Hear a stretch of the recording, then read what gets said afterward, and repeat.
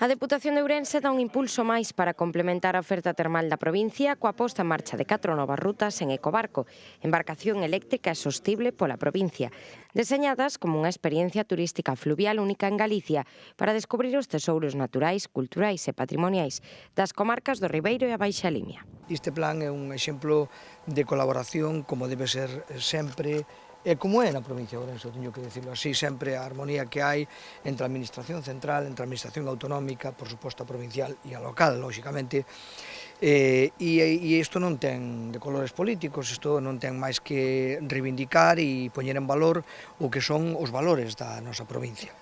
Un dos sectores estratégicos que temos na provincia, sin dúbida cada vez máis, hai anos que non pensaría, pero agora sí, é o turismo nas súas diferentes modalidades. Efectivamente, aquí non temos playa, pero temos un interior magnífico, temos unha naturaleza, temos cultura, cantidad de recursos. O percorrido realizado hoxe súmanse viaxes dende Arnoia, Castrelo de Miño e Moíños.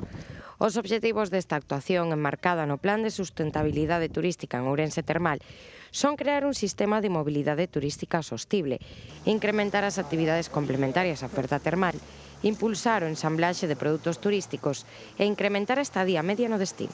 Dunha das accións turísticas que o Goberno de España empezou a impulsar no ano 2020 cos plans de sostenibilidade turística. Buscábase un modelo distinto ao modelo tradicional de sol e playa, buscábase un modelo desestacionalizado, buscábase un modelo desterritorializado, donde houbera unha deslocalización territorial, evitar a concentración nos espacios turísticos tradicionais e un modelo sostible e digitalizado. As rutas regularmente funcionarán a través de 4 saídas por día. Na web de www.ecobarcoourense.gal pódense realizar as reservas directamente e consultar a dispoñibilidade dende cada embarcadoiro.